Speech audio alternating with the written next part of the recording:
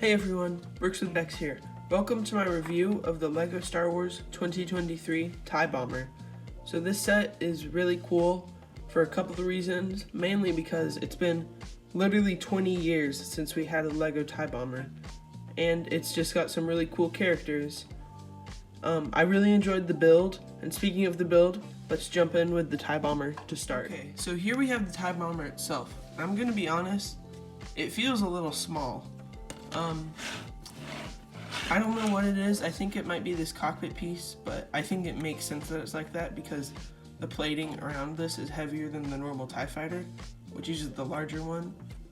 But it is the same size as the original TIE Bomber, which didn't feel small to me. I don't have that set, but it just looked like the right size. This one just feels kind of small. But anyways, it's kind of my personal opinion. It's got some really nice detail though. Lots of nice greebling, like right here, on the sides here. The bottom is pretty plain except for this play function, which we'll look at in a second. And you do have the targeting system on the TIE Bomber. Then back here we have the two engines. These are pretty cool. And yeah, not much on the back. There's a little more greebling. But let's take a look at the play features. Okay, so the first play feature we have here are these two stud shooters. And you can shoot them off and lose them forever. And if you don't want them, you can just shoot them off and it just looks like more greebling. So that's pretty nice. And then you have this cockpit which you can open up. You can take your pilot and you put him inside. Pretty good interior. It's a little difficult to close sometimes, I've noticed when I'm putting him in here, but looks to be fine right now. Anyways, we also have, this is like the main function of the set. So let me get a better look at this. You're not supposed to do the wings like that, I'm just doing that for a better view. So these are flick fire missiles and you just push them and they drop down. You can push them all at once or just one at a time. Pretty good play features, I'd say. One thing I do not like is, I like the inclusion of the targeting system, but it's very finicky and can get moved around a lot. Like I've probably moved it like 4 times filming this already. But yeah, the build itself is very solid, very sturdy. Kind of hard to swoosh around, like not very swooshable. Just kind of have to get the right angle, especially because this thing, you'll hit it and mess it up, so I don't know. I'd give the build itself like an 8 or 7.5 out of 10. It's pretty solid, but it has a few flaws. Actually, I take that back, I'll give it a 9. Okay, and then we have this little cart, which you can like take Vice Admiral Sloan, or whatever her name is, yeah, I think that's her name. And you can put her on here, and it holds these extra missiles that go into the chute right here. They actually stay on there pretty well for not being like clipped in on anything. Just kind of sit in there. There's a handle at the front, some lights. I feel like they did this just to make the price per piece look better. I don't care about price per piece though. So yeah, let's take a look at those figures. When I opened this set, I was so excited to get my first modern Darth Vader minifigure.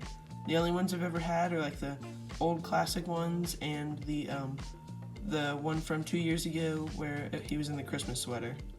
But I was not disappointed with this one. He is like outstanding detail. He's got the really nice arm printing, back printing, which you really don't even need because you got the cape, but still a nice inclusion. Just really good printing all around. He's got this lightsaber. One thing I did notice is, so I thought they were changing all the lightsabers to this like kind of frost. Oh wait, never mind. Maybe it is. Oh yeah, because there's no bubbles inside of it. Never mind. That was just me being dumb. But he's got nice details.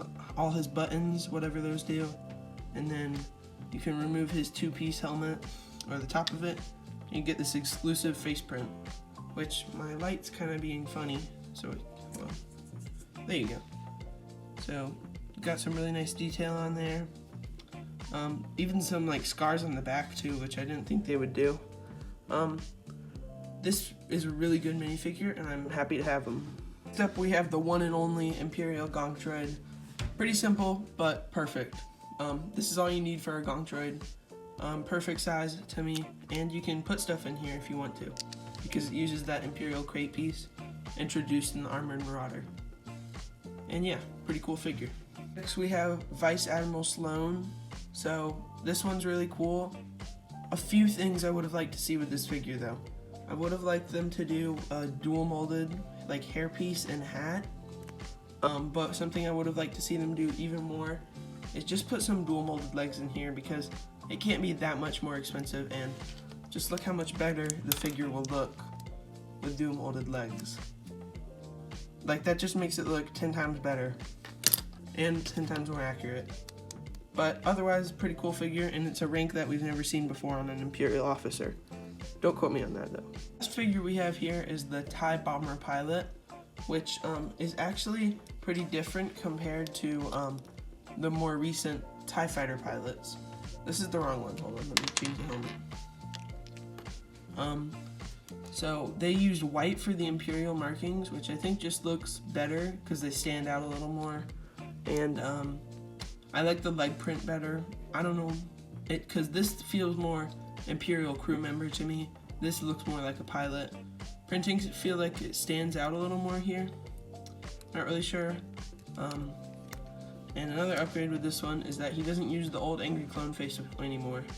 So a lot of people thought this guy was kind of the same, but I actually really like him. Really good figure in my opinion. And I'll probably buy a few more of these for my other TIE fighters. This is definitely the definitive TIE pilot in my opinion. Anyways, that's gonna do it for my review of the 2023 LEGO Star Wars TIE Bomber.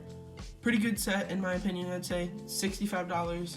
Felt a little expensive when I first bought it, but as soon as I built it and got everything, I felt pretty good about it. And my opinion was meh about the TIE Bomber at first, but I do really like it. There are a few flaws, like it feels a little tiny, but that's just a nitpick. Anyways, if you guys enjoyed this video, please leave a like and subscribe for more content like this, and a lot more cooler content. And I'll see you next time.